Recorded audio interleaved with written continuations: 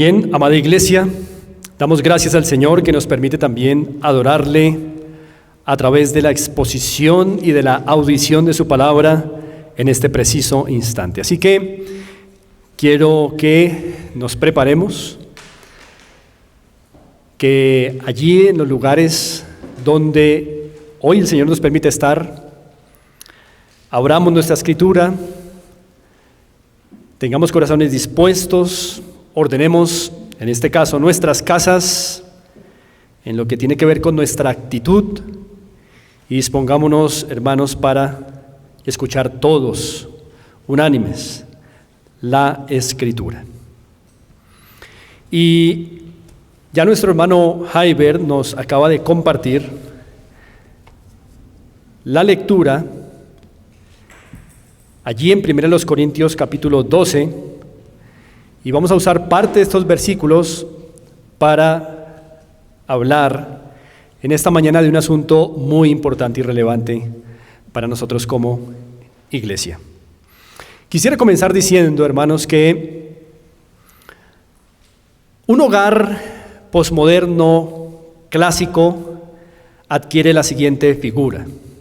Un hogar posmoderno clásico puede estar reunido en un solo lugar, papá, mamá, hijos, pueden estar congregados en torno al comedor, pero cada uno anda en su pequeño mundo. Esa es la imagen de un hogar clásico posmoderno. Todos pueden estar reunidos, pero cada uno está en su pequeño mundo. Todos pueden estar junto a la mesa o alrededor de la mesa comiendo, pero en sus mentes y sus corazones cada uno está anhelando que pase rápido ese tiempo de la cena para poderse ir cada uno a sus asuntos y a sus pequeños mundos. Y hago mención de este hecho porque muchas iglesias hoy parecen más hogares clásicos posmodernos. Es decir, iglesias en donde sus miembros se reúnen, pero cada uno está en su pequeño mundo. No está en el corazón del miembro la iglesia, no está en el corazón del miembro todo el cuerpo.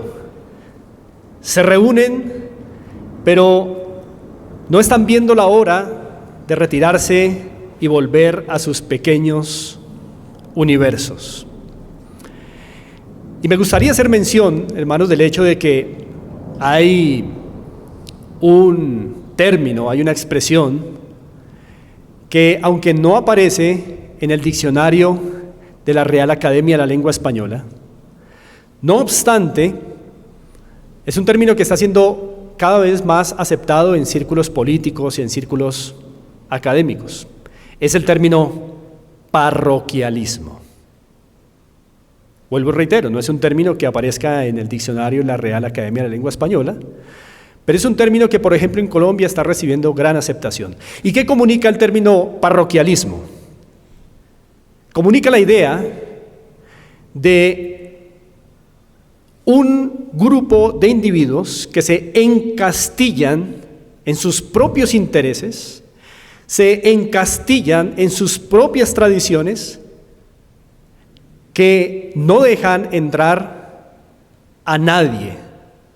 Nadie que venga de afuera puede penetrar sus pequeños castillos. Y me gusta pensar en los parroquialismos cuando ocurren dentro de una iglesia local. A veces también en la iglesia local se pueden dar parroquialismos, grupos de individuos que por compartir intereses comunes, que por la afinidad que tienen, se encastillan en sus propios intereses y no dejan entrar a nadie más, por lo cual en una sola iglesia pueden haber varios parroquialismos. Y así, hermanos, entonces estamos viviendo tiempos difíciles para la iglesia en donde el individualismo, ya sea el individualismo cuando lo practica una sola persona o los individualismos cuando los practican ciertos grupos dentro de la misma iglesia, dañan la unidad de la iglesia, la afectan nocivamente. Y hermanos, algo así pasaba también en la iglesia de Corinto. Todos sabemos, hermanos, que la iglesia en Corinto fue una iglesia que sufrió muchos problemas. Una iglesia que presentaba diversos problemas. Uno de esos problemas eran las divisiones. Y particularmente en el asunto que Pablo está tratando en 1 Corintios capítulo 12, da cuenta de una de las razones que estaban causando divisiones dentro de la iglesia de Corinto, lo que hoy he llamado parroquialismos dentro de esta iglesia local redimida por el Señor. Y es el problema de que estos hermanos no estaban comprendiendo bien el asunto de los dones, su procedencia y la manera correcta de usar estos dones. De tal manera que esto derivó en que algunos dones tuvieran la preeminencia, como el don de lenguas, porque era un don que externamente era impactante, de tal manera que esta iglesia llegó incluso a considerar que, por ejemplo, el don de lenguas era el don más importante por su manifestación externa, por su impacto visible, y que quienes lo poseían y quienes lo practicaban eran más espirituales que los que no. Esto empezó a generar en la iglesia de Corinto grupos, los superiores, los inferiores, los de mayor categoría y los de menor categoría. Hermanos, tenemos que aprender lecciones importantes de este capítulo 12 de 1 Corintios, como seguramente lo tuvieron que aprender los hermanos de esta iglesia local en el primer siglo.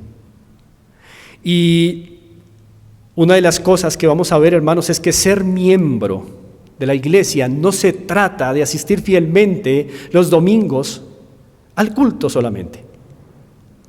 No solamente eso. Los corintios lo hacían. Pablo reconoció esto. Pablo les dijo: cuando os reunís todos como iglesia en un solo lugar, es decir, que estos hermanos se congregaban fielmente los domingos. Ser miembro de una iglesia, inclusive, no se trata solamente de tener un don y servir. Pablo reconoce que a esta iglesia no le faltaba ningún don. Ser miembro de la iglesia va mucho más allá de esto. Y hermanos, esta enseñanza tiene como propósito que ustedes y yo en esta mañana evaluemos si realmente comprendemos la magnitud de lo que implica ser miembro de la iglesia local en la que el Señor nos ha colocado. Y hay varias cosas durante esta enseñanza que nos van a servir para evaluar si tenemos un correcto entendimiento acerca de la membresía. Por eso la enseñanza de esta mañana la he titulado: la importancia de un correcto entendimiento acerca de la membresía. La importancia de un correcto entendimiento acerca de la membresía. Y básicamente, hermanos, el argumento que quiero presentar y defender a través de estos versos es que un correcto entendimiento acerca de la membresía eclesiástica reduce poderosamente los efectos nocivos del individualismo que es tan común en las iglesias hoy. Bien que esos individualismos, como ya decía, sean practicados por una persona o por un grupo de personas dentro de la iglesia, los parroquialismos. Así que, habiendo hecho esta pequeña introducción, Pablo tiene que explicarles a estos hermanos en Corinto que ha sido el mismo Espíritu el que ha dado a todos los miembros de la iglesia en Corinto dones, y que ese hecho debería traerles a ellos a la unidad en vez de ellos mismos estar dividiendo la iglesia entre los que tienen dones más importantes y los que tienen dones menos importantes, entre los que son superiores espiritualmente y los que son inferiores espiritualmente. Por eso, entre los versículos 1 y 11, Pablo hace un énfasis importante, y es que es el mismo Espíritu el que ha hecho esta obra entre ellos, es el mismo Espíritu el que ha dado dones a cada uno de ellos, es el mismo Espíritu que ha hecho eso para que haya edificación mutua, sirviéndose en los unos a los otros con los dones que el Espíritu Santo ha repartido.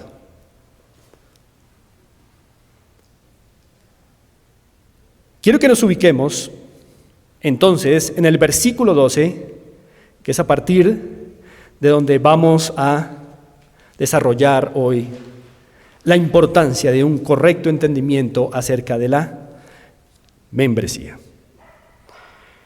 Y lo primero que quiero que veamos, hermanos, a la luz de los versos 12 y 13, es que la membresía constituye un solo cuerpo, no varios cuerpos. La membresía constituye un solo cuerpo, no varios cuerpos.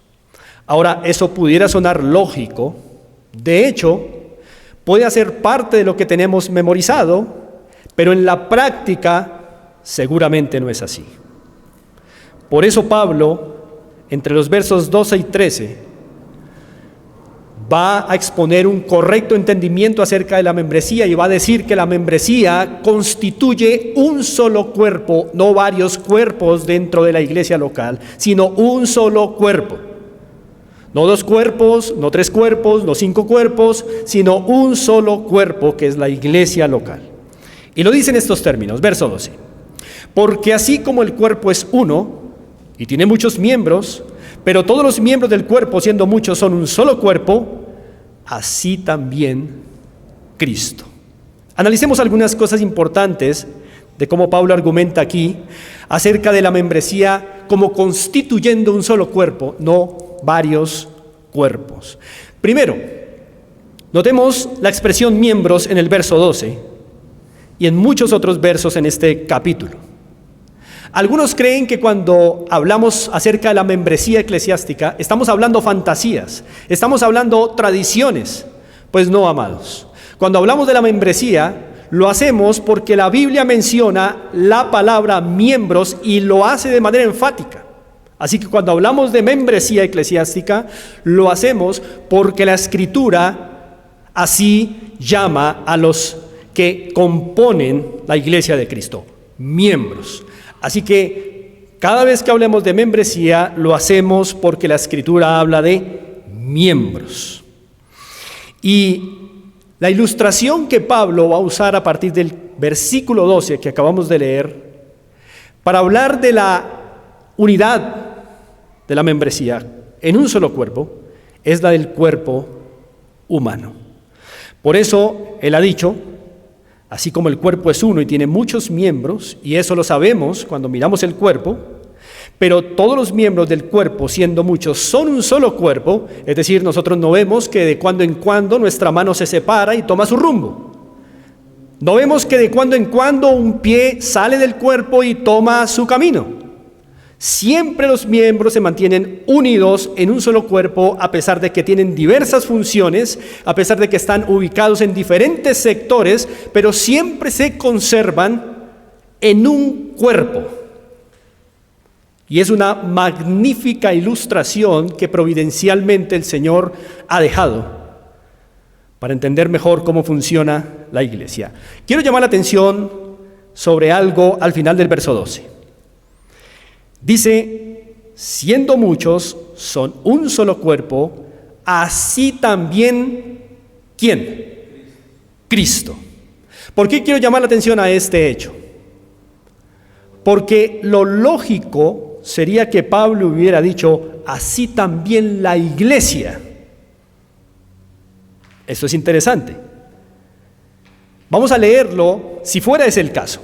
Porque así como el cuerpo es uno y tiene muchos miembros, pero todos los miembros del cuerpo, siendo muchos, son un solo cuerpo, así también la iglesia. Pero, por una razón poderosa, Pablo, inspirado por el Espíritu Santo, coloca Cristo en lugar de la iglesia. Si estuviera ahí el término la iglesia sería muy apropiado, pero no sería tan apropiado como que aparezca Cristo porque aparece en la Escritura. ¿Por qué? Amados, esto es muy diciente.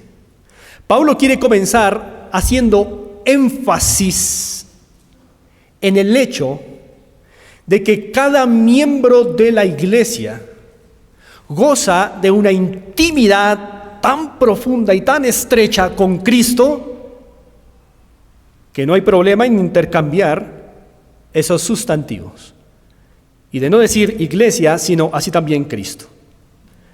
¿Y qué va dejando eso en la mente de los hermanos en Corinto? Con esta explicación. Va dejando que todo lo que ellos han hecho dividiendo a la iglesia con sus parroquialismos, con sus grupos superiores y dejando a los demás como el grupo inferior, realmente lo que ha sido es un maltrato a Cristo. Por otro lado, todo lo correcto que se haga en la iglesia es hecho a Cristo mismo. Noten entonces, ¿por qué es tan importante hacer esta lectura adecuadamente? No dice así también la iglesia, sino así también Cristo, indicándose la profunda, la estrecha intimidad que cada miembro de la iglesia goza con Cristo, al punto de que, vistos corporativamente, se les llama Cristo. Por supuesto, porque Cristo es la cabeza. Ahora el versículo 13 va a explicar la razón de esta unidad. Dice, porque por un solo espíritu fuimos todos bautizados en un cuerpo, sean judíos o griegos, sean esclavos o libres, y a todos se nos vio a beber de un mismo espíritu. Hermanos, en este versículo 13 Pablo explica la razón por la cual la membresía constituye un solo cuerpo, no varios. Y la razón es el bautismo del Espíritu Santo, como aparece ahí. Por un solo Espíritu fuimos todos bautizados en un cuerpo. El bautismo en este versículo 13 no se refiere al bautismo en agua, aunque es la base que le da significado al bautismo en agua. No es el bautismo en agua el que está referido aquí, sino el bautismo en espíritu. Es decir, que es un bautismo que es invisible al ojo humano, pero que es una obra real y poderosa en aquel que es unido al cuerpo de Cristo. ¿Cuándo ocurre esto? Esto empieza a ocurrir, este bautismo del Espíritu Santo empieza a ocurrir cuando el Espíritu Santo comienza su obra de regeneración en el escogido de Dios, capacitándolo para la conversión. Es por eso que el bautismo del Espíritu Santo aparece junto con la conversión como una obra también hecha para la gloria de Dios y para unir al escogido a Cristo. Ahora, notemos por favor la estrecha relación que existe entre ser bautizado y ser miembro. Esto es muy importante. El bautismo en el Espíritu, que es invisible, une al creyente con la iglesia invisible. Luego el bautismo visible, que es en agua, une al creyente en la iglesia visible. Hay que entender esta relación. No quiero ampliar mucho en esto, pero es importante que vayamos entendiendo esta relación. Siempre en las Escrituras, el patrón dejado por Cristo para su iglesia es que alguien se hace miembro por el bautismo. Se hace miembro de la iglesia invisible por el bautismo invisible o del Espíritu. Se hace miembro de la iglesia visible por el bautismo visible en agua. Pero ese es el patrón. Ahora bien, notemos el un solo Espíritu, lo que nos habla de unidad. El un cuerpo, lo que nos habla de unidad. Y el todos, lo que nos habla de varios. El todos. Ese todos es todos los hermanos en Corinto que están recibiendo esta epístola. Todos los que han sido culpables de dividir y de practicar parroquialismos dentro de la iglesia. Todos ellos deben entender que han sido bautizados por un solo espíritu es decir, colocados en la esfera del Espíritu, que es la iglesia, en un solo cuerpo y no en varios cuerpos. Otra cosa sería que el versículo dijera, porque por un solo espíritu fuimos bautizados en varios cuerpos. Bueno, entonces esa sería una buena razón para practicar los parroquialismos dentro de la iglesia. Pero el Espíritu Santo ha bautizado a los creyentes en un solo cuerpo. Por un solo espíritu fuimos todos bautizados en un cuerpo. Y esto, amados hermanos, acaba con los individualismos y debería acabar con los individualismos que se estaban practicando en la iglesia en Corinto.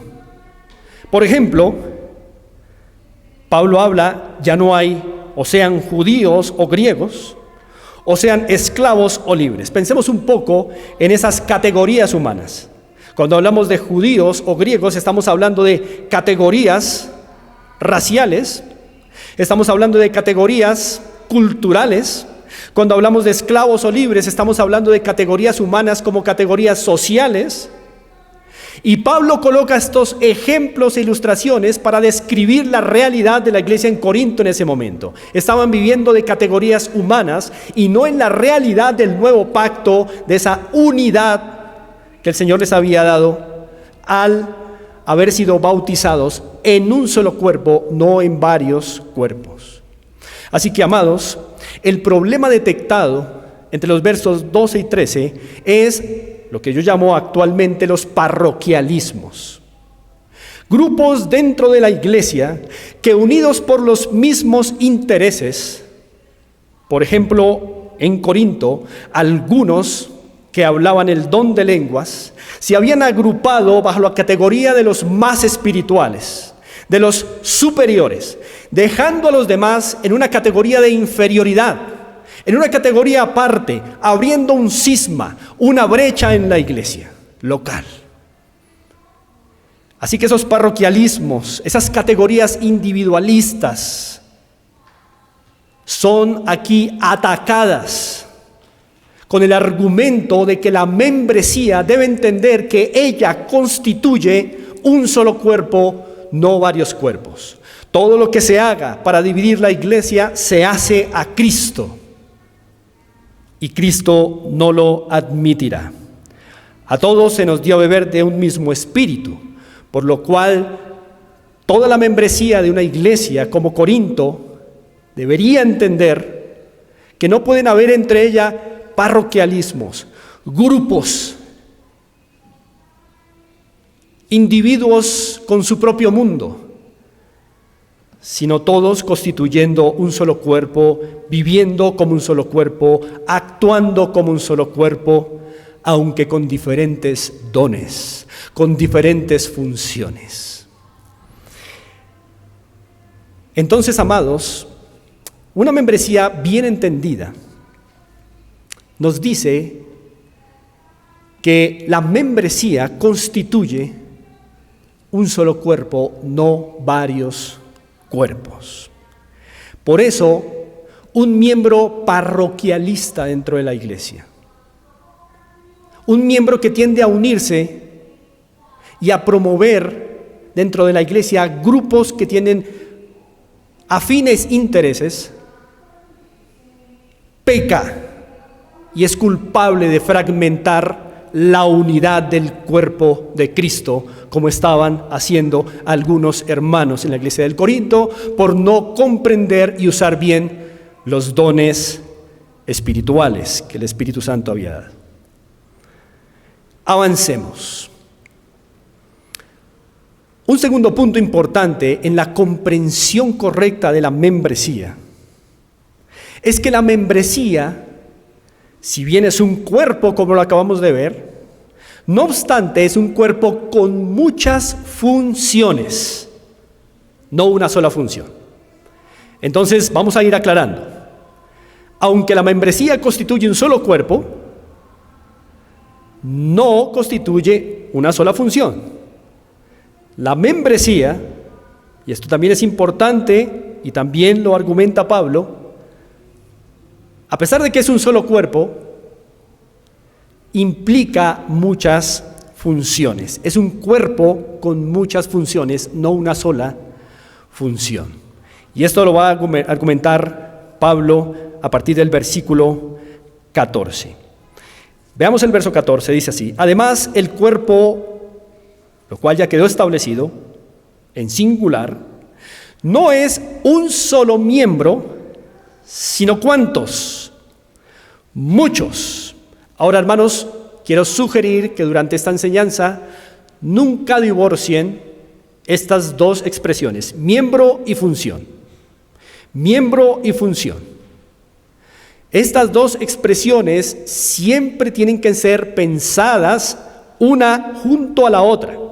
Miembro o función. Un miembro funciona. Si no funciona, no es un miembro realmente. Ese es el problema, por ejemplo, en los cuerpos de las prótesis. Cuando una persona tiene una prótesis en su cuerpo, por ejemplo, tiene una piernita o una parte de su pierna que es metálica o de madera, en apariencia su cuerpo está completo, pero por esa prótesis no corre sangre, no corren las venas, no hay tejidos vivos. Es una apariencia. Es por eso que es importante nunca divorciar la expresión miembro de función. Hay que pensar siempre estos dos términos uno al lado del otro. Y así entonces Pablo dice, además el cuerpo no es un solo miembro, sino muchos. Ahora, ¿cómo va a desarrollar Pablo esta idea de que la membresía es un cuerpo con muchas funciones, no una sola función? Miren lo que dice el verso 15. Si dijera el pie, porque no soy mano, no soy del cuerpo. Pregunta Pablo, ¿por eso no será del cuerpo? El 16. Y si dijera la oreja, porque no soy ojo, no soy del cuerpo. Pregunta Pablo, ¿por eso no será del cuerpo? Amados hermanos, encontramos aquí un problema de algunos miembros en la iglesia de Corinto. Y Pablo toma dos miembros de los cuales ni nos sentimos tan orgullosos, ni le ponemos tanta atención en el cuerpo físico como es el pie o la oreja. Es decir, usted no muestra a los demás sus pies con tanta libertad como si lo hace con sus manos. O usted está muy atento cada día en el espejo de mirarse ciertos miembros, pero usted nunca en el espejo está mirándose a ver cómo tengo mi oreja hoy.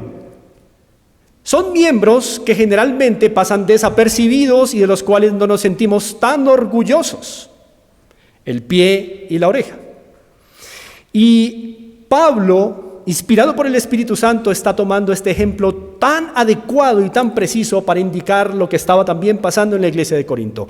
Algunos hermanos se estaban sintiendo en el cuerpo inferiores, pero este es un problema de autopercepción. Por ejemplo, el pie aspiraba a ser la mano para sentirse plenamente en el cuerpo.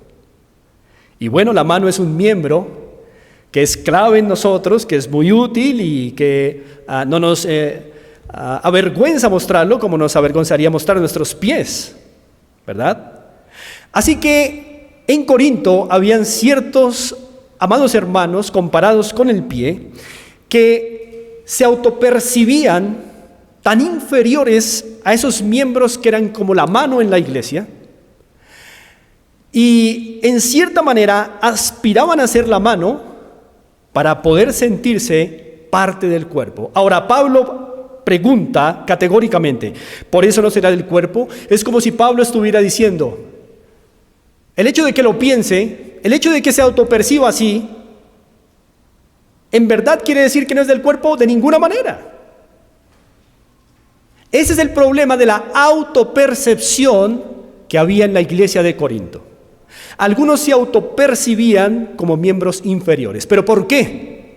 Precisamente por esta situación de los parroquialismos que se trató en los versos 12 y 13.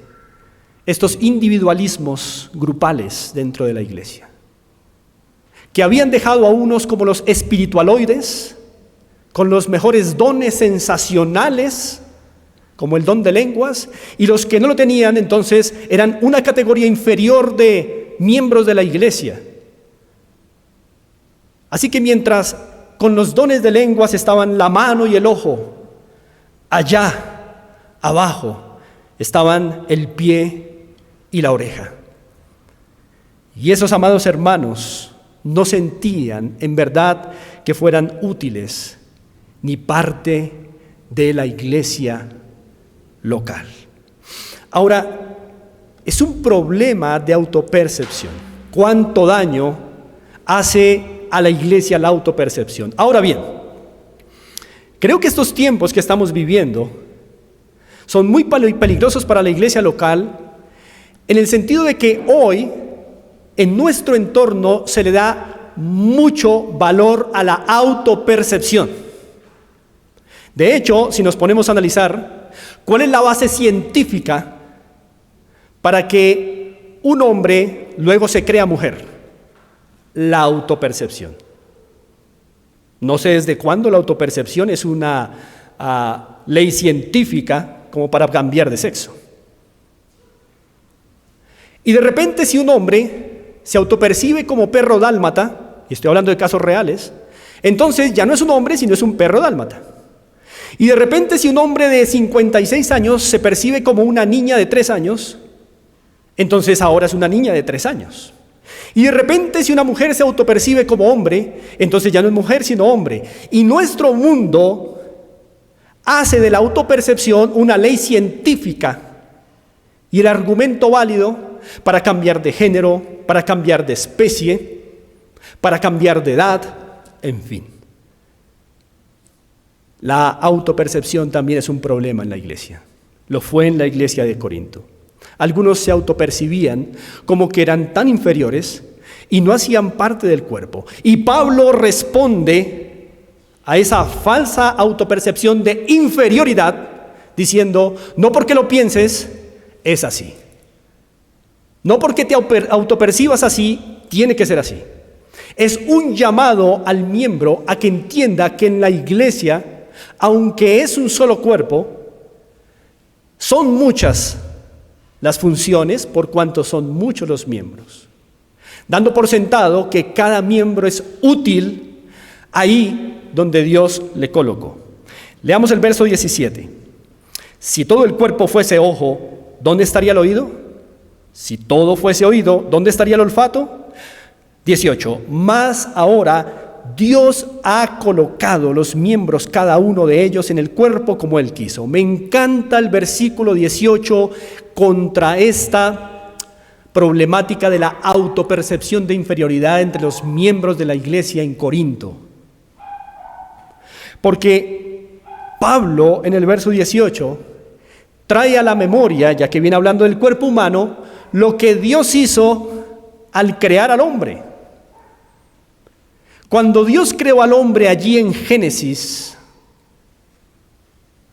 particularmente en el capítulo 2, dice que lo formó del polvo de la tierra. Y allí, como dice el verso 18, Dios fue colocando cada miembro en el cuerpo como Él quiso, con el propósito de que las manos no funcionaran como pies, ni los pies como manos, ni los ojos como uñas, ni las uñas como ojos, sino que como Dios quiso colocar los miembros en el cuerpo cuando estaba formando allí a Adán, así también lo hace con el cuerpo de Cristo.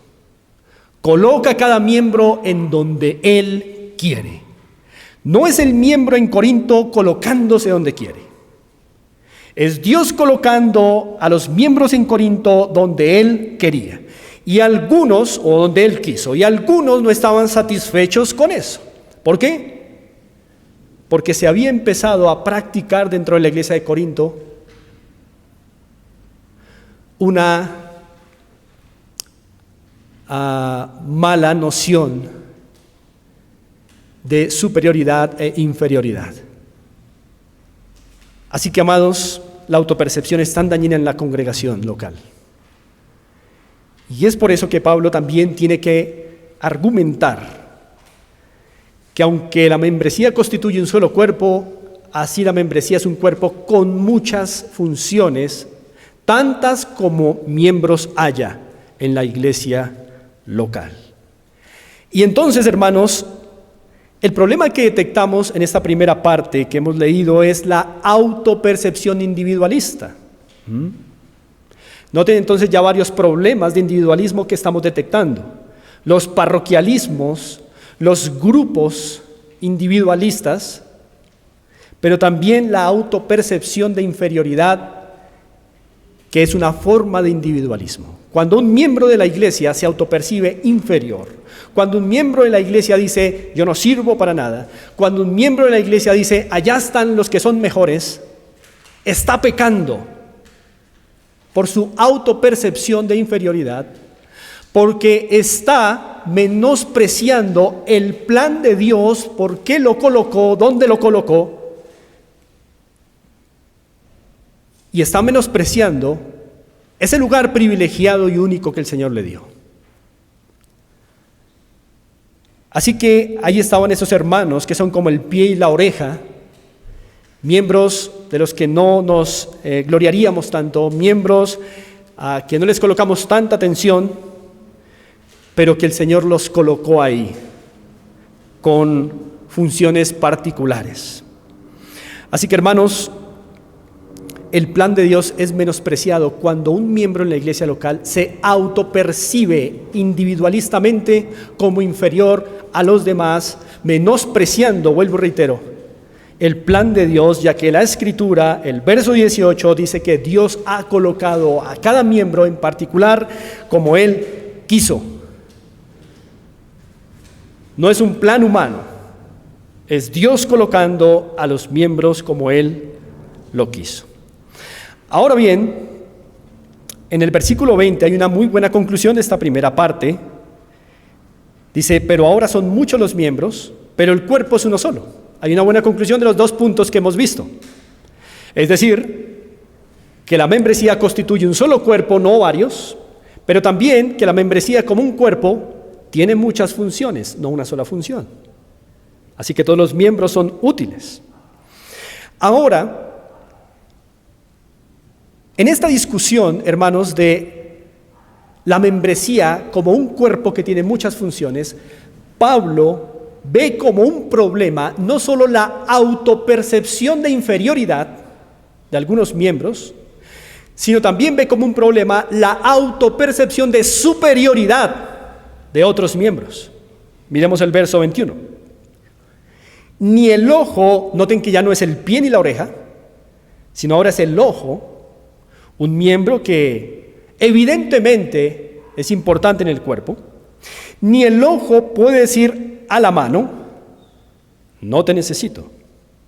Ni tampoco la cabeza a los pies, no tengo necesidad de vosotros. Magnífico. Así que Pablo ve que no solamente es problemático en la iglesia de Corinto el hecho de que algunos miembros se autoperciban individualistamente como inferiores, sino que también es un problema que otros miembros estén autopercibiendo individualistamente como superiores. Y esa es la brecha que hay. Algunos diciendo, aspiro a ser otro miembro, o ser como otro miembro, funcionar como otro miembro, si no soy parte del cuerpo. Y otros diciendo, soy autosuficiente en la función que tengo, así que no necesito de nadie más. Y hermanos, es muy triste, tanto en la iglesia de Corinto como en nuestras iglesias en este tiempo, este tipo de cismas, este tipo de autopercepción falsa, egoísta e individualista. Algunos se autoperciben inferiores, otros se autoperciben superiores. Unos no se creen parte del cuerpo, otros creen que solamente ellos son el cuerpo. Y esas desavenencias minan la unidad de la iglesia. Es un ataque frontal contra Cristo mismo. Así que, amados, El problema detectado aquí, en estos versos 21 y 22, es similar al anterior. Es un problema de autopercepción, pero esta vez ya no de inferioridad, sino de superioridad. Es el ojo diciéndole a la mano, no te necesito. Es decir, es un miembro importante diciéndole a otro miembro que parece clave en el cuerpo, no te necesito. Pero también es la cabeza, un miembro capital, diciéndole a los pies, un miembro del que no nos enorgullecemos, no tengo necesidad de vosotros. Hermanos, la autopercepción es peligrosa en la iglesia local. Como lo fue en Corinto, lo es en cualquiera de nuestras iglesias. Cuando no nos vemos de acuerdo con el plan del Señor, que Él ha colocado cada miembro a funcionar como Él ha querido en el cuerpo, entonces vamos a terminar autopercibiéndonos, evaluándonos de acuerdo con nuestros sentimientos y vamos a terminar en uno de dos lados, o creyéndonos menor que los demás o superior a los demás. Ahora, quiero que miremos cómo Pablo termina de argumentar sobre el peligro de la autopercepción de superioridad en la iglesia local. Dice el verso 22. Antes bien, los miembros del cuerpo que parecen más débiles son los más necesarios. Y aquellos del cuerpo que nos parecen menos dignos, a estos vestimos más dignamente. Y los que en nosotros son menos decorosos, se tratan con más decoro, porque los que en nosotros son más decorosos no tienen necesidad. Pero Dios ordenó el cuerpo, dando más abundante honor ¿a quién? Al que le faltaba. Hermanos, esa es una preciosa presentación del equilibrio que Dios dio a su iglesia y que da a cada iglesia local como a la iglesia de Corinto. Estos hermanos no habían entendido que un cuerpo tiene muchas funciones. Más bien estaban entendiendo que un cuerpo tiene solo algunas funciones importantes y que otras definitivamente no lo son. Pero con estos versos lo que Pablo está tratando de argumentar fuertemente es que una membresía correctamente entendida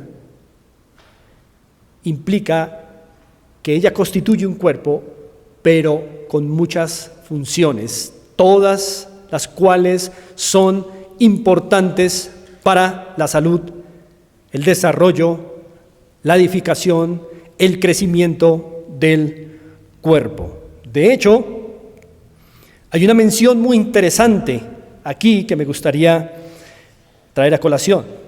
El 24 dice, porque los que en nosotros son más decorosos no tienen necesidad.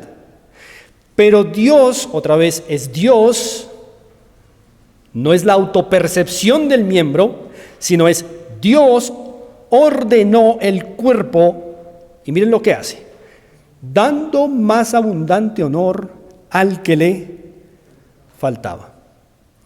Así que, hermanos, muy probablemente Pablo se está refiriendo en la discusión de los dones a aquellos que en la iglesia tienen dones más impactantes visualmente. En el caso de Corinto, el don de lenguas era un don muy atractivo porque era un don que evidenciaba la procedencia sobrenatural al hablar en lenguas desconocidas. Era un don anhelado, era un don que todos querían tener y era un don que se había llevado a la supremacía al punto de que quienes lo poseían se creían el ojo y la cabeza y no necesitaban de las manos y los pies en la iglesia. Es decir, habían creado un parroquialismo encastillado en una idea de superioridad y de espiritualidad suprema. Y lo que Pablo está explicando es, quienes reciben ese tipo de investidura es porque son miembros poco decorosos que necesitaban esos dones. ¡Wow! Hermanos, y si me permiten una aplicación aquí, la idea es que aquellos en la iglesia que tenemos ministerios más públicos, no somos una élite espiritual dentro de la iglesia. Todo lo contrario, si no tuviéramos estos ministerios, estos llamados que visualmente parecen impactantes, seríamos una vergüenza para el Evangelio. Sin esta vestidura que el Señor ha colocado a ciertos miembros, sin este honor de ciertos ministerios, seríamos miembros con muchas necesidades no decorosos. En ese sentido, hermanos, cuando ustedes piensan en sus pastores, en sus maestros, en aquellos que tienen dones más visibles, en aquellos que tienen ministerios visibles, no se le olvide que si no tuvieran esas investiduras, serían miembros vergonzosos, no decorosos. Por eso necesitaron ser vestidos con una mayor honra, para que en el cuerpo los que no necesitan ese tipo de investidura estén al mismo nivel de los que sí la necesitamos, y todos unidos nos preocupemos los unos por los otros. Así que, hermanos, una membresía correctamente entendida implica que un cuerpo, que es la iglesia, tiene muchas funciones y todas son importantes, no sobre la base de la autopercepción del miembro, sino sobre la base de que Dios ha colocado cada miembro, Dios ha ordenado los miembros en el cuerpo como Él ha querido. Una lección importante para la iglesia en Corinto, una lección importante para ustedes y para mí en esta mañana. Y por último, hermanos, Pablo también va a afirmar que la membresía, correctamente entendida, se establece sobre un pacto. Ojo a esto. La membresía correctamente entendida se establece sobre un pacto de unidad y cuidado mutuos. Un pacto de unidad y cuidado mutuos. Una promesa de unidad y cuidado mutuos. La membresía correctamente entendida se constituye en un pueblo dentro de un pacto. ¿Qué tipo de pacto? Un pacto de unidad y cuidado mutuos. Ahora, hermanos, esto lo podemos ver entre los versos 25 al 27. Y si ustedes recuerdan con la lectura que hizo nuestro hermano Heiber de los versos 25, 26 y 27, por ningún lado van a encontrar la expresión pacto. Van a encontrar membresía a través de la palabra miembro. Van a encontrar que constituyen un solo cuerpo. Van a encontrar la inferencia de que son muchas funciones, pero no la palabra pacto. Entonces, ¿por qué he dicho que en estos versículos Pablo trata de explicar que la membresía se establece sobre un pacto de unidad y cuidado mutuos? ¿Por qué pacto? Miremos el versículo 27. Allí dice: vosotros pues sois el cuerpo de Cristo. Primera frase. Segunda frase: y miembros cada uno en particular. Vamos a analizar eso. Verso 27. Primera expresión, cuerpo de Cristo. Segunda expresión, miembros cada uno en particular.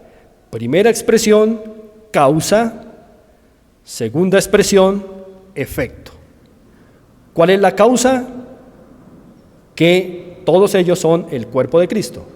¿Cuál es la consecuencia? Que por ser cuerpo de Cristo se han constituido miembros cada uno en particular. En otras palabras, hermanos, este verso 27, de donde voy a extraer la idea de que la membresía bien entendida, correctamente entendida, se establece sobre un pacto. En ese verso 27, lo que estamos viendo es que una vez una persona hace parte del cuerpo de Cristo, necesariamente se vuelve miembro. Vuelvo y reitero. Una vez una persona hace parte del cuerpo de Cristo a través del bautismo del Espíritu, necesariamente, mecánicamente, en ese mismo instante se vuelve ¿qué? Miembro. Parte del cuerpo de Cristo, miembro cada uno en particular. Ahora, eso significa que cuando yo me adhiero al cuerpo de Cristo por la obra del Espíritu Santo, por la obra de Dios a través de tu Santo Espíritu, entonces, en ese momento, no solo me estoy uniendo a Cristo como cabeza, sino que me estoy uniendo a un cuerpo con muchos miembros. Por eso es que en el mismo instante en que se hace parte del cuerpo de Cristo, también se está haciendo parte de un cuerpo con muchos miembros. Me uno a Cristo, me hago un miembro a la vez. Son dos cosas que jamás se pueden divorciar. Ahora, recordemos algo. Jamás una persona se ha relacionado con Dios fuera de un pacto. Tengamos presente eso. Noé no se pudo relacionar con Dios fuera de un pacto. Abraham no se pudo relacionar con Dios fuera de un pacto. La nación de Israel no se pudo relacionar con Dios fuera de un pacto.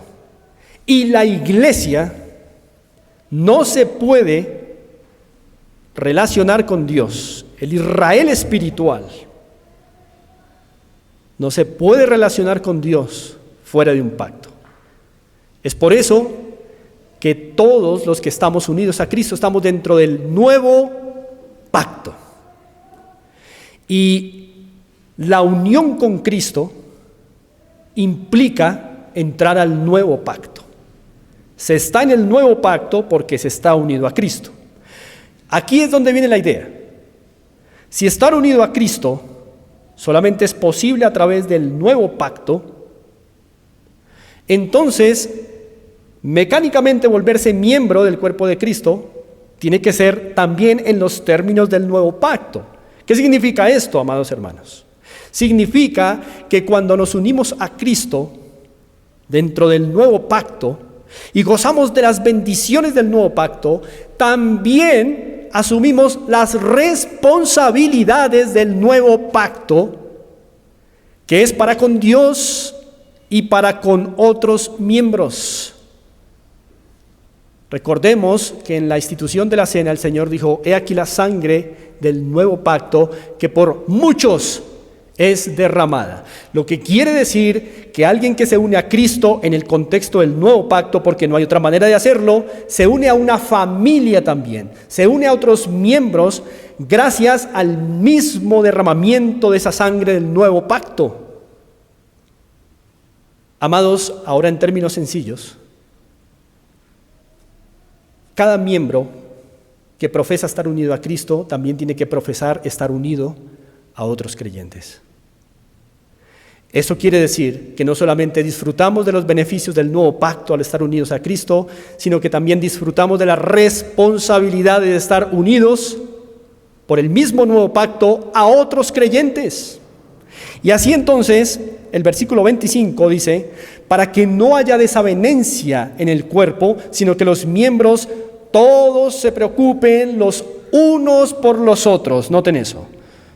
Todos se preocupen los unos por los otros. Esa es una relación de pacto. Esa es una responsabilidad del nuevo pacto. Preocuparnos los unos por los otros, para que no haya desavenencia en el cuerpo. Ahora, la desavenencia, del griego esquisma, de donde sale la palabra cisma, significa que en la iglesia de Corinto había un cisma evidente. Los superiores y los inferiores. Los espiritualoides superiores y los que espiritualmente eran inferiores. Por causa de un mal entendimiento y uso de los dones. Y Pablo dice que cuando entendemos que la membresía se establece sobre una promesa de cuidado y unidad mutuos, las desavenencias se acaban. Ya no hay desavenencias cuando empezamos a pensar colectivamente, cuando empezamos a pensar en cuerpo, cuando empezamos a entender que son muchas funciones, no algunas, sino muchas. Cuando empezamos a pensar que como estamos unidos a Cristo por el nuevo pacto, que tiene muchas bendiciones para nosotros, también tiene muchas responsabilidades para nosotros, porque dentro del mismo pacto hay una familia. Y no podemos escaparnos a esa realidad del nuevo pacto. Nos unimos a Cristo y nos unimos a los miembros de su cuerpo. Y la primera responsabilidad del nuevo pacto es que nos demos los unos a los otros. Este es un compromiso pactual.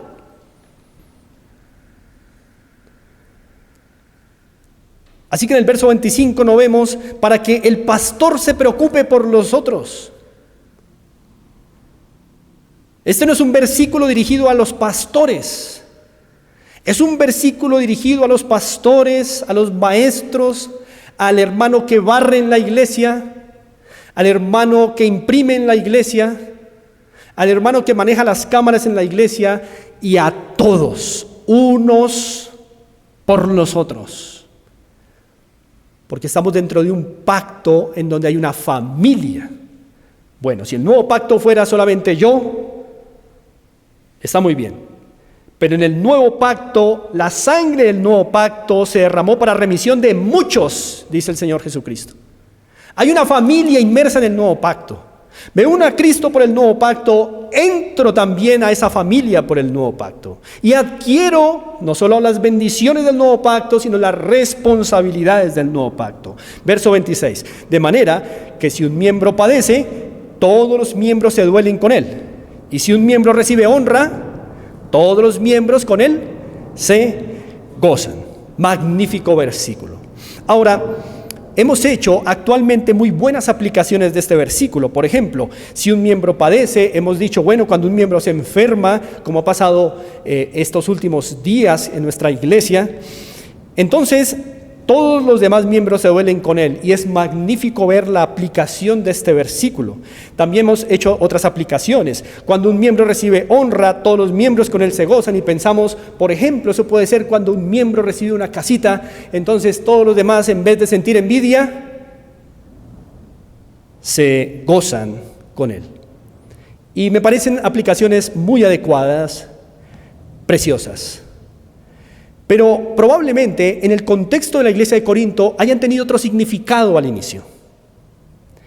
Probablemente cuando Pablo dijo, de manera que si un miembro padece, se esté refiriendo a aquellos miembros como el pie y la oreja que estaban sufriendo porque no se sentían parte del cuerpo. Se sentían inferiores, estaban padeciendo.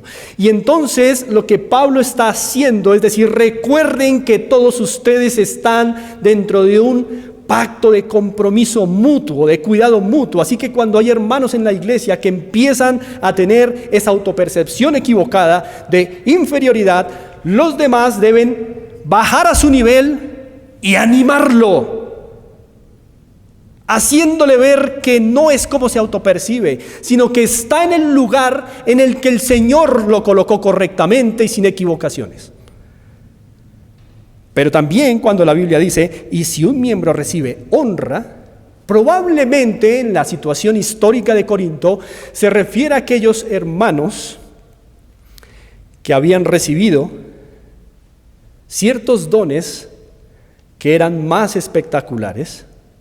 Y lo que Pablo estaría diciendo entonces es que Cuando los miembros padecen porque se sienten inferiores y no se sienten parte del cuerpo, los demás bajan, los animan para que estos que padecen ya no padezcan más, sino se puedan gozar con aquellos hermanos que utilizaron su don para animar, que utilizaron sus dones espectaculares para edificar, y se logra entonces la unidad de la iglesia local en Corinto.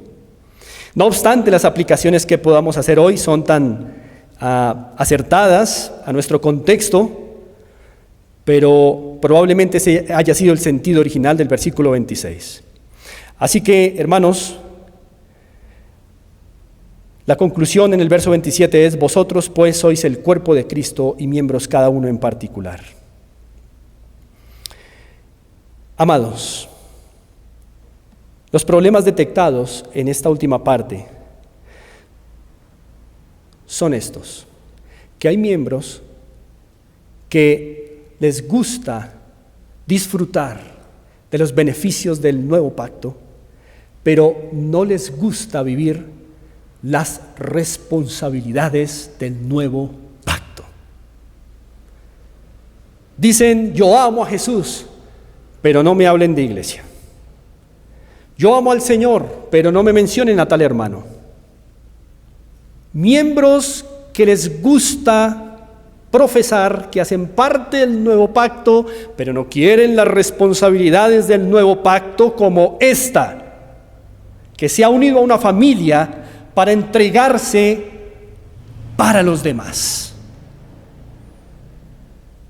preocuparse los unos por los otros, conservar la unidad, no de parroquialismos, no del grupito de 7 grupos, sino la unidad de todo el cuerpo local. Así que una membresía correctamente entendida nos dice que ella se establece sobre un pacto de unidad y de cuidado mutuos. Por eso es que algunas iglesias firman pactos de membresía o pactos de la iglesia, y hay iglesias que lo han hecho históricamente, y es una medida sabia, prudente, aconsejable, recomendable y bíblica, porque tenemos evidencia bíblica de ello.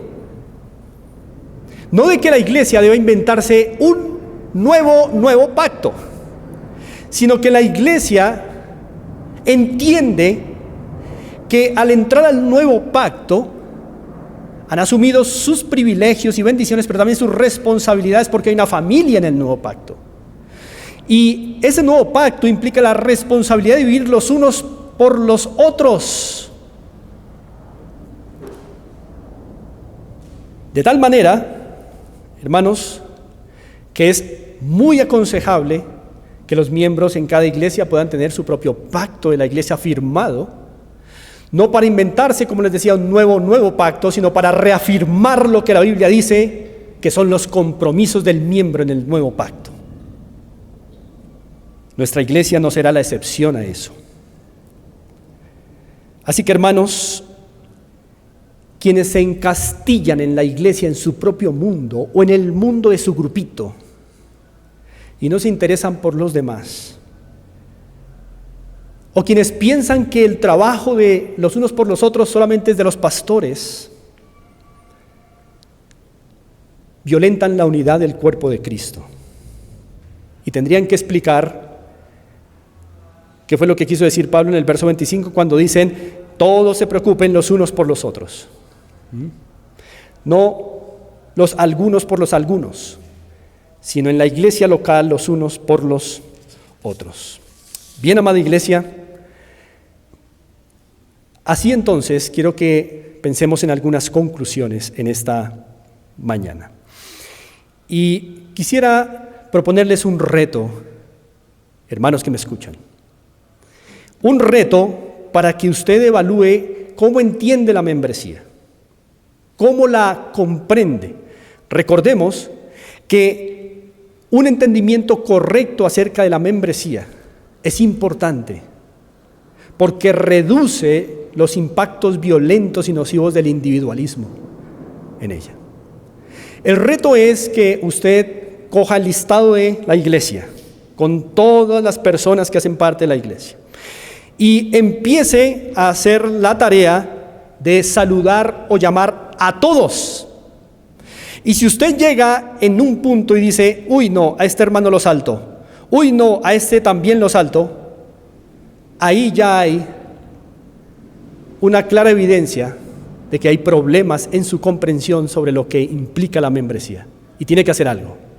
Pero si usted puede mirar la lista y decir, puedo con libertad llamar a todos y saludarlos a todos, entonces avanza en tu comprensión de lo que hemos visto hoy sobre la membresía. Pero si no puedes, tienes que hacer algo, porque si no, serás culpable de fragmentar la unidad en el cuerpo de Cristo. Recordemos los 3 importantes puntos que nos ha enseñado Pablo en esta porción bíblica. Primero, que la membresía constituye un solo cuerpo, no varios cuerpos. Segundo, que la membresía, aunque es un solo cuerpo, tiene muchas funciones, no solo una. Y tercero, que la membresía se establece sobre un pacto de unidad y de cuidado mutuos por causa del nuevo pacto. Así que, amados, para aquellos hermanos que no solamente se gozan de estar unidos a Cristo, sino de estar unidos a los miembros de Cristo, felicitaciones. Ánimo en el Señor. Sigan adelante. Para aquellos hermanos que se toman en serio, en el caso de nuestra iglesia, la adoración familiar y ven la petición que los hermanos y las hermanas colocan día a día, y dicen, hoy hay que orar por la hermana tal, hoy hay que orar por la familia tal, y se lo toman en serio porque son conscientes de lo que la Escritura enseña, como lo hemos visto hoy acerca de la membresía, no algunos por algunos, sino unos por otros, todos como un cuerpo. Ánimo en el Señor. Les felicito y les animo a seguir así.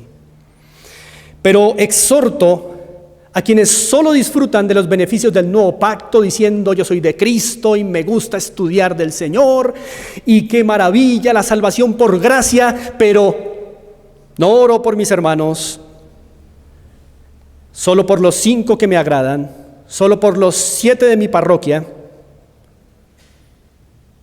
o definitivamente no se preocupan por las oraciones, por aquellas peticiones y miembros que se mandan día a día a la iglesia.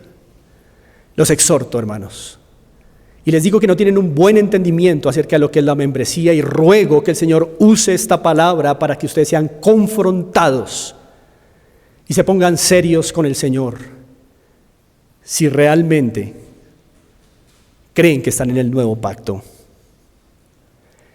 Hermanos, hay muchas iglesias, y abundan, en donde los únicos requisitos para ser miembro es que usted asista los domingos y dé plata, y que de pronto sirva. Ser miembro es más y mucho más que eso. Eso anterior que describí es una iglesia que la podríamos denominar una iglesia bus urbano, con tal de que se suba siempre y de que esté pagando siempre, excelente.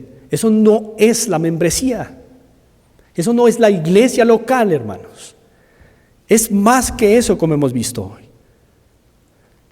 Aún tengo un mensaje para los niños que nos escuchan. Niños, ustedes pueden llamarnos la atención a nosotros los papás cuando en casa nos vean hablando mal de otros miembros de la iglesia. Ustedes que tienen buen razonamiento y buen juicio, niños. Ustedes que ya pueden entender cuando papá y mamá están hablando mal de otro miembro. Ustedes pueden, con respeto, llamar la atención y decir, papá, no hables así de nuestra familia. Todos debemos ayudarnos a entender mejor lo que es la membresía. Hermanos, un precio incalculable fue pagado por Cristo para redimir a una familia. No solo a ti, no solo a mí, a una familia, un precio incalculable, sangre del nuevo pacto. No olvidemos, hermanos, que quien ha hecho posible que seamos una familia es Cristo, al decir: he aquí la sangre del nuevo pacto que es derramada por muchos para la remisión de los pecados. No olvidemos a ese precioso Salvador que hace posible que hoy seamos la iglesia, la casa del Dios viviente, miembros los unos de los otros. Todo lo que hacemos a favor de la iglesia es a favor del Señor. Todo lo que hacemos contra la iglesia es en contra de Cristo. Tal vez en este momento nos estás viendo y estás pensando: yo soy de Cristo, pero no quiero congregarme en ningún lado. Tal vez estás diciendo: yo amo a Cristo, pero no quiero saber nada de iglesia. Tal vez ese pensamiento y esa actitud revele en verdad que no estás en el nuevo pacto. Porque quien está en el nuevo pacto, es decir, quien está unido a Cristo, está unido a una familia del nuevo pacto también. Y goza de los privilegios y de las bendiciones del nuevo pacto, pero también asume las responsabilidades del nuevo pacto, las responsabilidades sacrificiales del nuevo pacto. Así que arrepiéntete de tus pecados y cree en Cristo Jesús para que en verdad puedas gozar de los beneficios de la redención y gozar de una familia eterna en la cual serás edificado. Hermanos, les animo a tomar en serio la membresía. Dios mediante, nuestro hermano Jaiber en 8 días nos estará reforzando mucho más este importante asunto. Oremos. Señor del cielo, te damos muchas gracias porque tú, al habernos dado a Cristo y habernos unido soberanamente a Él, eternamente, nos has hecho parte de esta familia, Señor. Mira, nuestros ojos, Padre, ven problemas en tu casa local. Nuestros ojos ven dificultades, parroquialismos, pero ese no es tu plan. Por eso, Señor, queremos honrarte guardando la unidad del Espíritu que nos has concedido como iglesia. Y suplicándote, Señor, que derrames entendimiento en nuestras vidas para comprender cada vez más lo que implica ser miembro de tu iglesia local. Bendice a las iglesias locales, Señor, que en verdad son tus iglesias, con unidad, como ya lo has hecho, pero concede, Señor, que nuestras iglesias protejamos la unidad que nos has dado en el Espíritu. En el nombre de Cristo Jesús oramos a ti. Amén.